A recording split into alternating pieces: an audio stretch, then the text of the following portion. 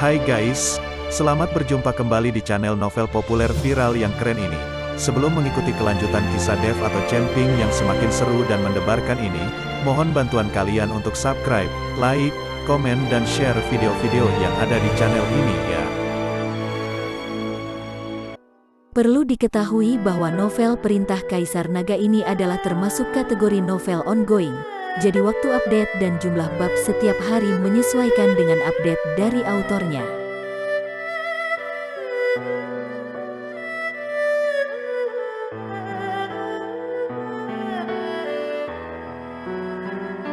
Perintah Kaisar Naga bab 3173, 3174, 3175. Dev berpikir keras, di dunia surga dan manusia ini, Dev sepertinya tidak dapat menemukan satu penolong pun. Sekarang selain keluarga Gao dan Kabupaten Jialing yang mungkin bisa membantu, tidak ada yang akan membantunya. Tapi keluarga Gao dan Kabupaten Jialing terlalu jauh untuk memuaskan dahaga mereka. Saat ini, mereka hanya bisa mengandalkan kekuatan kota Kekaisaran Iblis saja untuk menghentikan serangan kota Raja Mingli. Sekarang kita harus mencari jalan sendiri, dan kita tidak bisa menggantungkan semua harapan kita pada orang lain. Seberapa banyak yang Anda ketahui tentang kekuatan sebenarnya dari kota Raja Mingli? Sekarang pasukan kota Raja Mingli jika mereka diberangkatkan, apakah penjagaan di kota Raja Mingli akan kosong? Dev bertanya pada Yi He. Kali ini Raja Li secara pribadi memimpin tim dan mengerahkan sebagian besar personel di kota Raja Mingli untuk menyerang kota Kekaisaran Iblis, jadi penjagaan di kota Raja Mingli memang kosong. Mungkinkah Tuan Chen ingin menyerang kota Raja Mingli dan memaksa Raja Li untuk kembali membantunya untuk meredakan krisis di kota Kekaisaran Iblis? Yi He tahu apa yang sedang dilakukan Dev ketika dia mendengar pertanyaan Dev seperti ini. Bagus, Dev mengangguk. Tuan Chen, ide Anda memang bagus, tapi sayang sekali seluruh kota Kekaisaran Iblis sekarang dikepung oleh pasukan kota Raja Mingli, bahkan jalan rahasia pun telah dijaga pasukan mereka, dan kita tidak bisa keluar sama sekali. Kalau kita tidak bisa keluar dari kota Kekaisaran Iblis ini, bagaimana kita cara menyerang kota Raja Mingli? Yi He juga mengetahui metode ini, tetapi dia tidak dapat mengirimkan satu prajurit pun. Pasti ada jalan, mari kita istirahat malam ini, besok Raja Mingli pasti akan menyerang lagi. Dev akan memikirkan bagaimana cara meninggalkan kota Kekaisaran Iblis saat ini, sehingga Raja Li tidak akan menemukan mereka saat keluar, jadi dia meminta semua orang untuk beristirahat terlebih dahulu, dan dia perlahan akan mencari tahu caranya. Yi He mengangguk, lalu mengajak Yixia beristirahat. Dev tidak pergi beristirahat, tapi membawa Ji Yun langsung ke tembok kota. Melihat tumpukan mayat dan lautan darah di bawah tembok kota, Dev tahu bahwa pertempuran besok pasti akan lebih kejam daripada hari ini. Meskipun kekuatannya telah meningkat pesat, tetapi dalam menghadapi puluhan ribu atau bahkan ratusan ribu orang yang bertarung, kekuatannya sendiri benar-benar tidak berdaya. Dev juga ingin menangkap pencurinya terlebih dahulu dan menangkap rajanya terlebih dahulu, tetapi Raja Li tidak lemah, dan selain Raja Li, pasti ada banyak ahli yang melindunginya. Jika Dev ingin masuk ke kamp musuh dan menangkap liwang itu, dikhawatirkan itu tidak akan mudah. Tuan Chen, ada cahaya spiritual yang berkedip di sekitar kota Kekaisaran Iblis. Jelas bahwa formasi telah diatur, jadi Tuan Chen tidak perlu terlalu khawatir. Ji Yun melihat cahaya spiritual yang berkedip di sekitar kota Kekaisaran Iblis, sudah jelas bahwa formasi telah diatur. Terlebih lagi, di kota seperti kota Yao Huang, formasi besar di sekitarnya tidak boleh lemah, dan tidak akan mudah untuk ditembus. Dev telah lama menemukan formasi di sekitar kota Kekaisaran Iblis, tetapi formasi ini tidak terlalu kuat. Meskipun ada formasi di sekitar kota Kekaisaran Iblis, itu hanya formasi pertahanan, dan tidak terlalu kuat. Mereka pasti akan bisa menembusnya besok, kata Dev sambil mengerutkan kening. Apa yang harus kita lakukan? Tanpa perlindungan formasi, tembok kota Kekaisaran Iblis tidak akan mampu menghentikan pasukan kota Raja Mingli sama sekali, kata Ji Yun dengan panik setelah mendengar apa yang dikatakan Dev. Perlu diketahui kalau semua pasukan kota Raja Mingli menjelma menjadi monster, kecuali formasi yang bisa menghalangi mereka, tembok kota yang tinggi ini bisa dengan mudah diatasi. Tembok kota ini hanya dapat menghentikan orang biasa, tidak mungkin menghentikan pasukan kota Raja Mingli. Ikuti aku keluar kota, aku perlu membentuk formasi besar, kamu bantu, melindungiku, kata Dev pada Ji Yun. Baik, Ji Yun mengangguk, kemudian mereka berdua melompat dan langsung menuju keluar kota Kaisar Iblis. Setelah Dev memilih posisinya, dia meminta Ji Yun berdiri di sampingnya untuk melindunginya. Selain itu, Dev sendiri juga mengeluarkan beberapa jimat dari tubuhnya dan mulai membuat lingkaran sihir. Yang ingin dibentuk oleh Dev adalah formasi pembunuhan. Formasi pertahanan saja tidak dapat menghentikan pasukan kota Raja Mingli sama sekali. Terlihat Dev melemparkan jimat di tangannya ke udara, dan beberapa nyala api langsung menyala, dan kemudian jimat itu perlahan jatuh ke segala arah. Dev menggumamkan kata-kata, yang satu mendobrak jalan malapetaka surgawi, yang lain mendobrak pintu wabah bumi, yang ketiga menghancurkan orang-orang, dan yang keempat menghancurkan hantu-hantu yang tidak punya jalan. Kemudian Dev melambaikan tangannya, dan cahaya kemasan tersebar ke segala arah. Mantra yang membara itu seperti penggali, semuanya masuk ke dalam tanah.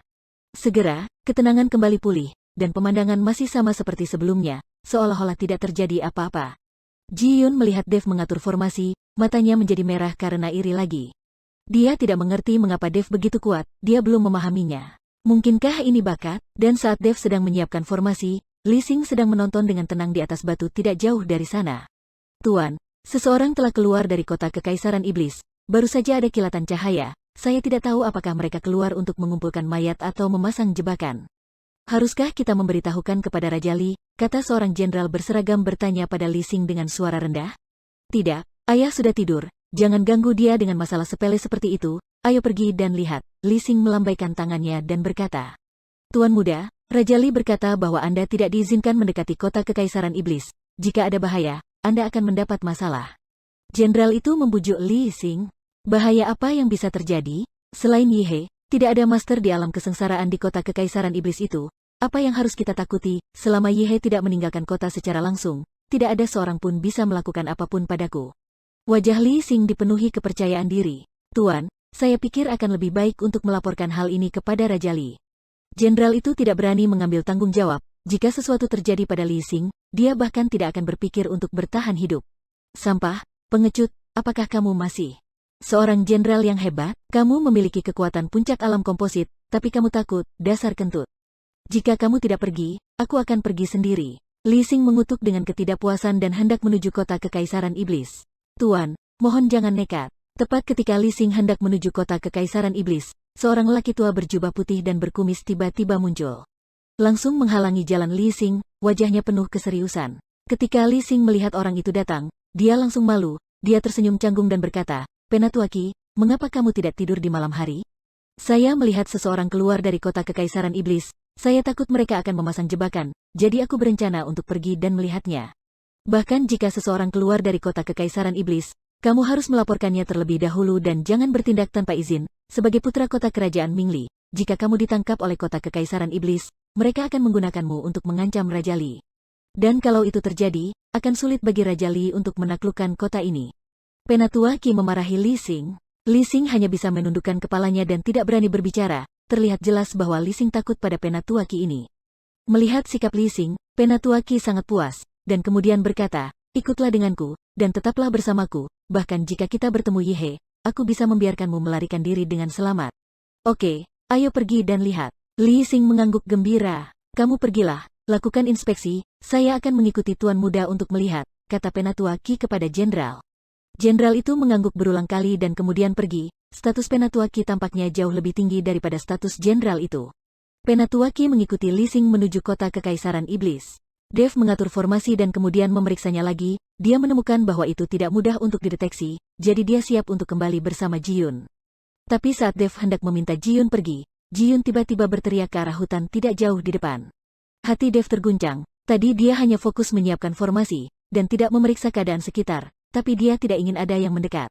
Dan saat ada orang yang mendekat, dia tidak mengetahuinya. Untungnya, Ji-yun ada di sana untuk lindunginya, dan mereka ditemukan.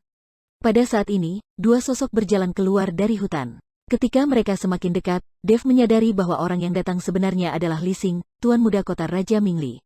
Ketika Li Xing melihat wajah Dev dengan jelas, dia tidak bisa menahan diri untuk tidak mencibir. Jadi itu kamu, saya pikir kamu sudah lama pergi dari sini dan tidak akan kembali.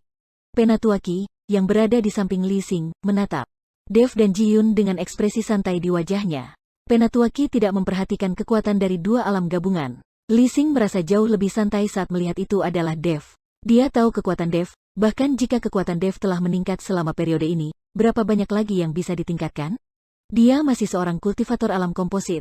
Penatuaki di sebelahnya adalah kultivator hebat dari alam kesengsaraan tingkat ketiga. Untuk menghadapi kultivator alam komposit, itu hanya perlu satu gerakan biasa.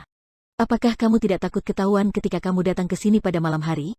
Dev melihat bahwa Li Xing begitu berani sehingga dia berani datang ke gerbang kota Kekaisaran Iblis hanya dengan satu orang, dia hanya menantang. Tertangkap, Li Xing tersenyum dingin, ditangkap oleh siapa? Selain Kaisar Iblis Yihe, apakah ada master di seluruh kota Kaisar Iblis sekarang? Orang yang datang bersamaku adalah tetua kota Raja Mingli kami, seorang kultivator hebat dari alam kesengsaraan tingkat ketiga. Dengan Penatuaki di sini, Siapa di seluruh kota kekaisaran iblis yang dapat menangkapku? Tingkat ketiga dari alam lintasan kesengsaraan, itu benar-benar luar biasa sangat mengerikan ya. Ji Yun berdiri di samping, melihat tatapan gerah Li Xing, dan tidak bisa menahan tawa. Dengan kekuatan Dev saat ini, tidak akan sulit untuk baginya untuk mengalahkan kultivator tingkat ketiga di alam kesengsaraan. Tapi Li Xing berani datang dan berpura-pura agresif. Siapa kamu? Li Xing memandang Ji Yun dan bertanya. Namaku Ji Yun, dan aku anggota Sekte Feitian, kata Ji Yun dingin. Ternyata dia adalah tuan muda tertua dari Sekte Feitian, pantas saja kemarin ada sebuah pesawat terbang ke sini. Tetapi Anda, Sekte Feitian, tidak melakukan bisnis, jadi mengapa Anda datang ke kota kekaisaran iblis? Apakah Anda juga ingin terlibat dalam urusan kami di sini? Izinkan saya memberitahu Anda, masalah antara kami dan kota kekaisaran iblis bukanlah sesuatu yang Anda, Sekte Surga Terbang, dapat campur tangan. Saya menyarankan Anda untuk dengan patuh kembali ke pesawat, jika tidak maka Anda bersama Fei Tianzong Anda akan musnah bersama. Li Xing mengancam tanpa basa-basi. Li Xing sama sekali tidak memperhatikan Sekte Feitian karena dianggapnya sekte kecil. Jika dia mengirim seorang jenderal untuk memimpin pasukannya, dia bisa meruntuhkan Sekte Feitian hingga rata dengan tanah. Bagaimana bisa sekte kecil dibandingkan dengan kota kerajaan mereka? Kamu sedang sekarat, dan kamu masih mengancamku? Konyol. Ji Yun mencibir sebentar, dia tertawa dan Li Xing tidak tahu kalau dia sedang sekarat. Aku sekarat? Hahaha, bukankah menurutmu itu konyol? Saya melihat bahwa Andalah yang sekarat. Setelah Li Xing selesai berbicara, dia melangkah mundur dan berkata, Penatuaki, tangkap Dev itu, dan letakkan dia di tiang bendera besok, dan korbankan benderanya secara langsung. Penatuaki mengangguk, lalu memandang Dev, Nak, apa yang kalian berdua lakukan diam-diam di sekitar sini? Jika kamu mengatakannya, aku tidak akan menyiksamu. Jika kamu tidak mengatakannya, jangan salahkan aku karena bersikap kasar. Setelah Penatuaki selesai berbicara, aura di tubuhnya tiba-tiba bergetar, dan aura menakutkan itu langsung menyapu ke arah Ji Yun. Tubuh Ji Yun seketika tersingkir, lalu dia terjatuh dengan keras ke tanah. Namun, nyawa Ji Yun tidak dalam bahaya dan dia perlahan bangkit. Penatuaki ingin menakuti Dev, jadi dia menyerang Ji Yun. Ketika Dev melihat ini, dia bertanya pada Ji Yun, kamu baik-baik saja? Jangan khawatir, Tuan Chen, saya tidak akan mati. Ji Yun menggelengkan kepalanya. Tidak sopan datang dan pergi tanpa membalasem, sepertinya saya harus memperlakukan mereka seperti ini. Dev tersenyum ringan, tiba-tiba, aura di tubuhnya meledak dalam sekejap, dan aura menakutkan itu membubung ke langit. Sebelum Penatuaki dapat bereaksi, aura menakutkan itu sedang menuju ke arah Li Xing. Itu langsung membuat Li Xing terbang, dan jatuh dengan keras ke atas tanah.